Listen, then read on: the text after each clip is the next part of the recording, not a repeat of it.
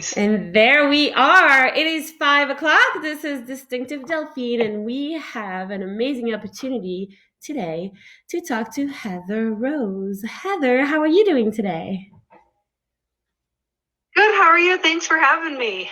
I am good, thank you. I'm just the lucky one to have you because we're going to talk a little bit about healthy tips to go through these hard times and fitness. And I would love for you to take us through your fitness journey because on your page you have amazing before and after pictures. And I need to know, how did you do this? I mean, you want me to start then by just talking about like my fitness journey and how I got started? I would love that. Just because the funny thing, yeah, perfect. Funny thing is that I was doing at-home stuff long before, at-home was like the thing we all had to do. I actually started with an at-home program in general because I was 5 years ago as a school teacher and I just needed to get fit. I needed to get fit and I needed to get healthy. So I actually purchased an at-home workout and an at-home nutrition plan. And I started working out at the time. I lived in a studio apartment. And I just started working out at home. And then I would do the workouts in my classroom when I was a school teacher. And these were all at-home stuff. I had the DVDs. This was even before, like streaming up here in the mountains was hard. So I just started doing at-home workouts every single day. Like I was religious about it. I did not miss a workout ever. And then just started at-home meal plans where they told you what to cook and when to eat it and all that. And I did that and had excellent results, got super healthy, and then decided to become a wellness coach and train everyone else to do things that I had just learned how to do, except for much better because I had already made the mistakes. So now that I've made the mistakes, I teach everyone how to do it right. That's awesome. Well, and talking about that, tell me more about... That's how I got started. Well, and tell me more about yourself and what you do. Yeah, absolutely. So, like you told them, my name is Heather Rose Blakeman. And so basically I'm just a wellness coach and I do coaching mainly on the internet. I do, so I'm certified in sports nutrition. So I do nutrition. I specialized in weight loss and in women, but with the sports nutrition certification, I have a wide range of what I can train people for their nutrition and how to eat for their goals. But I also am a fitness instructor. So I teach shred class, I teach spin, I teach strength, conditioning, I teach cardio classes, and I also teach restorative classes. And the next on my agenda that I'm going through the certification for right now is to teach bar classes. I teach everything except yoga. I'm pretty much, yoga is the only thing I'm not certified, yoga and Pilates. I'm not certified to teach those two things. But other than that, I train coaches for 5Ks, half marathons. I have a couple clients I've trained through their first marathon. But I train clients on weight loss, but also on weight maintenance and really just how to eat and train to be healthy, how to fuel your body just to get through the day, because that's a struggle in our country. We eat, but then we feel sluggish or we feel not good, So, I specialize just in the overall wellness of the body as a whole. We take fitness and we take food and we put them together to, make your body wholesome and well, like overall well-being. That's amazing. And let me get this straight. Did I hear you correctly that you teach 24 classes a week? I do when the gyms are open because I teach for 3 different studios. And Some days I teach 3 classes and some days I teach 6. It just depends. But a That's typical day amazing. I teach 3. My favorite lineup to teach is, I'm a morning person, so I teach 8 a.m. cardio, 9 a.m. spin, and 10:15 restorative. And it's just like bam, bam, bam, get it done. Because then, you've done your cardio, you've done your strength, and then restorative, and you feel great. But some days, especially during ski season, because I'm up here in Telluride, I teach an après-ski restorative class. And so when I teach that one at 4 p.m., that makes a 4th, sometimes 5th class. And then some days I just do a lunchtime express restorative. It just depends on the day. But because I teach such a variety, it's really not too bad doing 24 a week. A lot of people, they're like, wow, that's crazy. It's a lot. But like I said in my introduction, is I used to be a school teacher. I was a school teacher for 10 years. My first school teacher job was teaching 3rd grade. Then I taught adults. Then I taught 11th grade. My most recent teaching job was K through 12. And I remember there's one day where I would teach like kindergarten and then 1st grade and 2nd grade and then the other kindergarten class. That's exhausting. Okay, so No when kidding. people are worried about how much I teach, I just tell them, don't worry. It's still easier and less demanding than teaching elementary school. My I hear you. vows to any public school teacher, because that's exhausting. That's demanding. 24 fitness classes a week. That's fun. That's fun. So Well, I do tell me teach a more. lot, but You mentioned a it. few classes. So shred, spin, conditioning. We're Yep. kind of familiar with all these. What I am not familiar with, and I think a lot of our listeners might not be, is the restorative class. Tell me more about that. What's the goal? What do you do? And just focus on that a little bit and walk me through a restorative class. Yeah, absolutely. So in the restorative class, I actually use the foam roller, the 36-inch foam roller, the really long ones. And I specifically have 36-inch rollers in the studio so that clients can actually lay back on them. Mm-hmm. And the way I describe it to people is it's like getting a spinal adjustment and a deep tissue massage all at once. So we start with the whole full body stretches, arms up, breathe in, breathe out, side to side, all of that. But we use the roller 36 inches out, and we have it behind our head and we do some spinal stretches. And then you put it behind your hips and you do some more spinal stretches, but at the hips, and then eventually at the ankles. And we use it. The class is typically 60 minutes, though I would love to teach a 90-minute. And once you're all warmed up, head to toe, you then use the roller, like literally on the roller. You get onto your foam roller and you use it then toe to head. And so you go back up your body. So the way I think about it is, if you were to go get a massage, a therapist is very strategic about the way they work down your body, up your body, across your body, flip you over, and then, head to toe again. It's the same with teaching restorative. Restorative is body work. And we're very strategic in the way we move, head to toe, toe to head, and then we go back down the body. And possibly some runners on the call, or hikers or bikers or any Colorado athletes.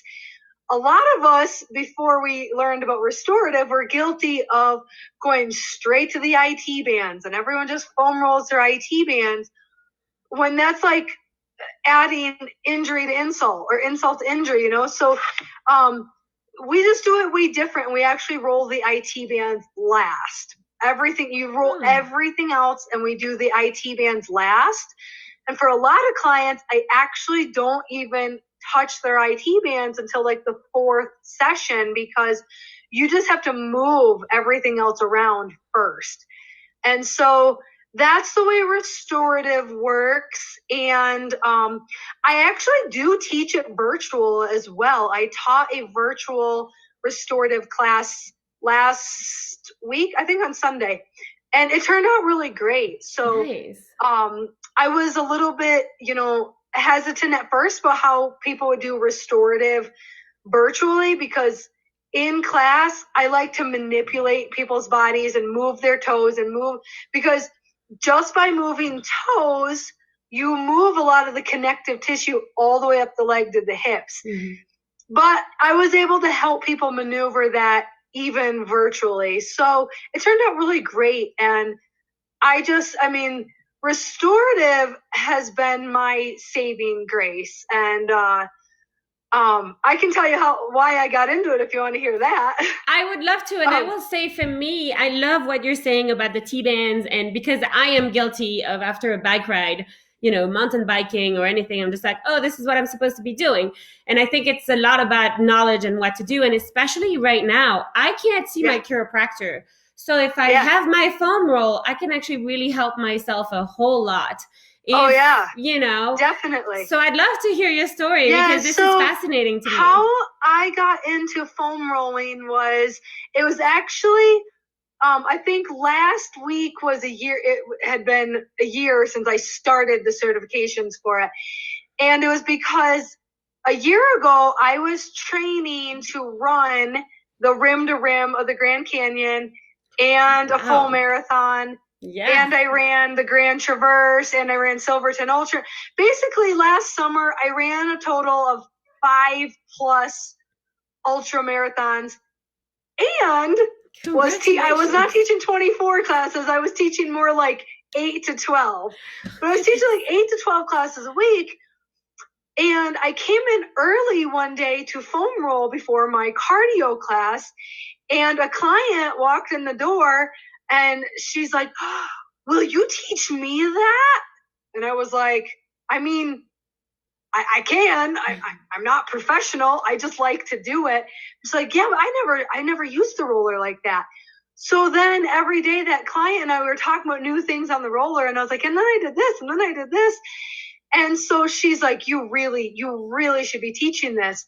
So I came home that day, and I just started Googling restorative trainings and how I could get certified to teach restorative.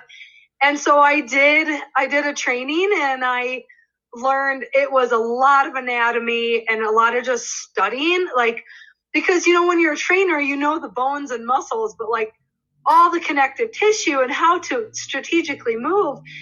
And so then a month later, I was teaching classes, and I actually teach restorative because I usually teach it in the morning and at night. Being in Telluride, a lot of skiers want it afterwards. Yeah. So typically I teach restorative about 12 times a week.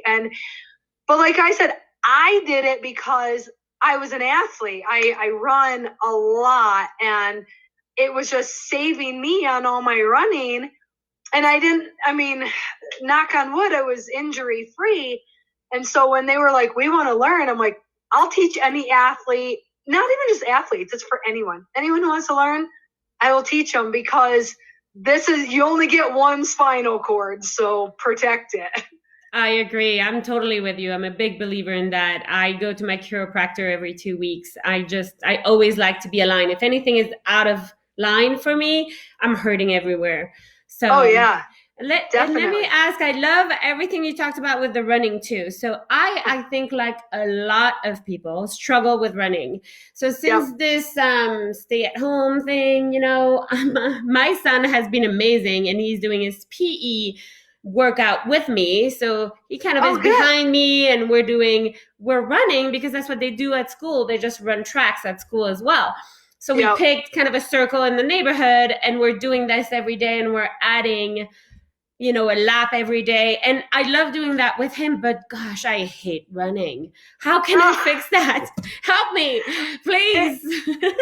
So the first thing that I tell clients, first of all, about running is that the number one thing is it's mindset. Okay. Mm-hmm. So for me, number one, I started running when I weighed 210 pounds. And so I was definitely on the heavier side, and running hurt. Everything hurt. And so, as you mentioned in the call, I do have some before and after pictures. I lost a lot of weight from running and cross training and stuff, but it definitely still hurt, and I didn't love it.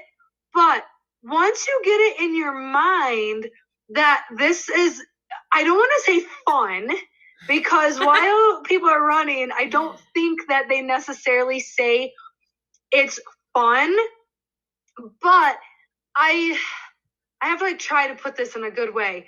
I always tell people, so and this is hard because I'm pretty far and I'm 5 years into my running journey, but for someone who's starting is, say you're going to run 3 times a week, Tuesday, Thursday, Saturday. On your days when you're just going out for a short run, you just have to walk out the door, put your socks on, put your shoes on, and walk out the door and be like, 10 minutes of fresh air. That's all this is. This is 10 minutes, fresh air, fresh space, open air to myself. Just 10 minutes. And it doesn't matter if you walk or hike or crawl or get on your bike instead. Don't tell yourself, I got to go for this run today, because then you've already set yourself up to hate it. You have to walk out the door and be like, okay, 10 minutes to myself today. And if your Tuesday and Thursday runs are just 10 minutes, great, they're 10 minutes. But then on maybe, for me, I do it every Sunday. I go for my long runs on Sunday. And when I was still learning to run, my long runs were like 30 minutes, 45, 60. Now what I tell myself, I've done this for the last 2 years, every Sunday, I go for a 2-hour run. Okay, so 2 hours. And I just tell myself, this is just 2 hours to myself. I'm just going to go out an hour and back an hour. And I mean, I know a lot of moms out there who are like, I waste 2 hours in the grocery store to get 2 hours to myself. Yes, but imagine if you could waste 2 hours on a trail or on a bike path. I'm not even saying you have to run. Just walk an hour out. And if you want to jog a little bit back, even if you only jog 30 seconds, you get to call it a run, okay? So even if you only ran from the snake you saw on the sidewalk, it's still a run. So awesome. I guess my suggestion to getting started is just, number one, don't tell yourself I have to run a mile or I have to run 2 miles. Or like for me, when I tell myself I'm going out for 2 hours, I don't even care how many miles I get. It's 2 hours. I love 2 hours to myself. So, but if you tell yourself, oh, I got to run 12 miles, that sounds daunting. So if you're just starting, don't tell yourself that you have to go a mile. Just say, okay, I get 10 minutes outside, and how far I get, I get. And believe it or not, people are going to be like, oh, I'm going to finish this song. Or if you're listening to a podcast, I finished the podcast, and before I knew it, 2.5 miles are gone. Yeah. And so that's what I love that. I love this time to myself, because for me, I really got started, and I was surprised at the end of the week, to be honest with you, that I enjoyed it with the kids. Yeah. Because number one, I'm with my kids. And they are so encouraging too. Come on, mommy, we're gonna get a lap on you. Let's go. I love it. I mean, it's adorable. It was really, really fun, actually, and I was surprised that it was. But then they're at their dad's today, and I really want to get out there, and it's really difficult for me to do. Oh yeah. That's what gets hard, is once you start doing it with other people, it is hard, and I will admit that, because I usually try to run with friends at least a couple times a week. And since being shelter in place, I have only run with a friend once, and it was totally by accident. We just were out at the same time. But prior to that, I did a group run in Moab the last day before the country went on shelter in place. It wasn't planned that we didn't know we were going to have this was going to happen the next day. But it really is hard to get out there by yourself when you're used to being with people. Yeah. So my suggestion would be, choose a podcast or even a show that you'll really get into. It's really hard to watch your phone like YouTube or something while you're running, so shows are a little hard. No, I have to Audible. run to. I love Audible because then I can have books going. Yep. Yep. That's what I did too. And I most recently listened to the book by Colin O'Brady called The Impossible First. He's an endurance athlete. And I got so into that book, but I made the rule to myself I could only listen to it while I was running. I couldn't wait for my next run. I was like, oh, that's a great idea. On the urge to go running. Yeah. And so the books, podcasts, and sometimes a song. Like if you're slowly getting into a new artist, like, okay, I'm just gonna go out one way for one song and back for a second song, and just really whatever you or your kids or who's ever listening, whatever you're into at that time, just really go out for that. If nothing else, like, don't even tell yourself you're going for a run. It's, I'm going to go listen to my book and stuff like that. Yeah, I really like that because I used to travel a lot for work. So I was on the road all the time and I could listen to my Audibles all the time. And now I've been home and I haven't listened to a book in over 2 weeks. So I really love that idea. That's a great idea. Thank you. I love the mindset focus. I think it's so different for me to say, oh, I have to run versus I'm going to have time for myself. I love that. Yeah. I love that. If you're, I always tell people, if you're really onto the theme of having time for yourself, a lot of people, you know, when they come home, like, oh, I went for a run, I could have a piece of pizza or spaghetti or something. And I'm like, no, you don't get to re-eat all the calories. But if you really like time to yourself, it's like, okay, now I earned a bubble bath or a bath bomb or a really quiet, hot, steaming shower, because then you get even more time to yourself. And so it's really great. That's, yeah. I love that. Thank you for that. That's definitely going to help me. And I hope a lot of other people out there too. And I've loved your bio. Again, your page is amazing. I put the link below and attached. So if anyone wants to click and like your page, you are also focused on, I love what you're doing for Girls on the Run. Tell me a little bit more about that. Yeah, definitely. Girls on the Run is a national program. It's nationwide. It's for grades 3, 4, and 5. And then we have Heart and Soul for 7 and 8. 6, 7, and 8. But specifically Colorado, we are all over the state of Colorado, especially the Western Slope. And I have been coaching Girls on the Run since 2013. I actually started in Montrose. I was a coach at I don't remember which school in Montrose, but that's where my son is, Centennial. Yeah, it wasn't Centennial, Columbine.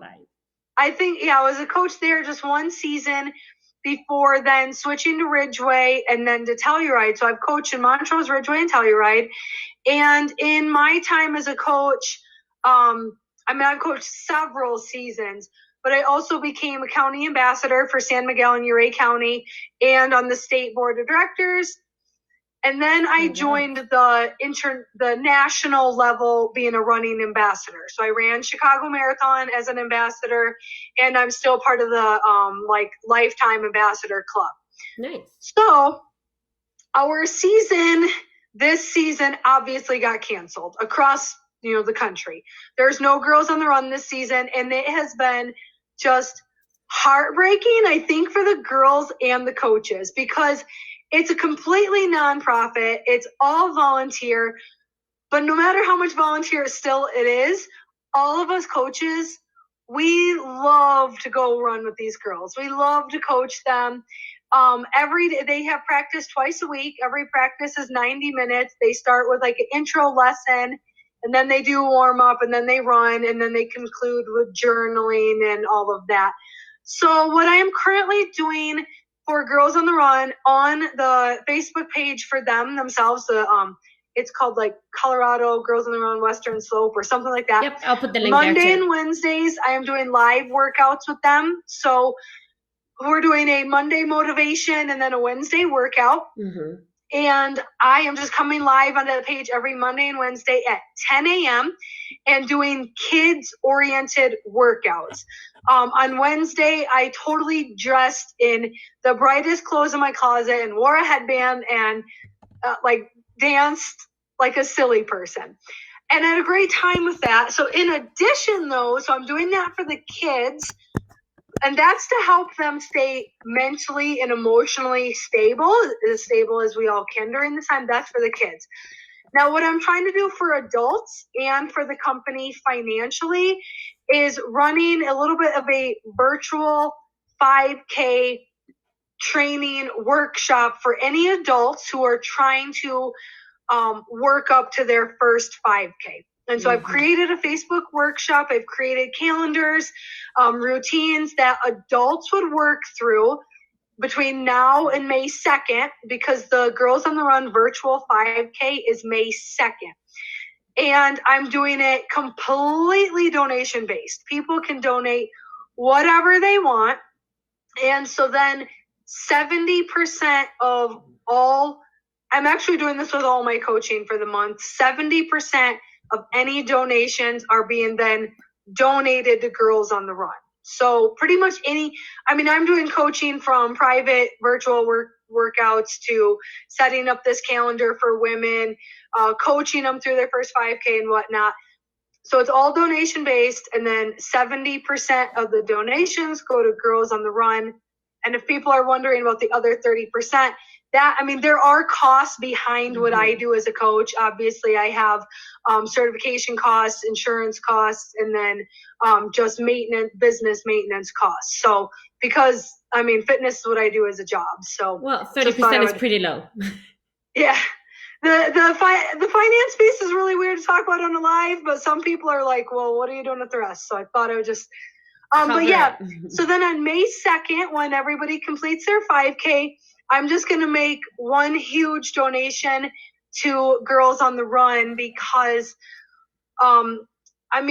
companies nationwide are struggling right now, and Girls on the Run was not immune to that. Definitely have some things going on and stuff. So I would like to see the program still do well, even if we're not doing live sessions. So doing workouts for the girls, training for the adults, a little bit of financial piece there and stuff. And it's just an amazing program. I just think, what elementary and middle school girl wouldn't benefit from learning confidence and communication skills? And they learn it all through running, and they're just life skills that they are going to take with them.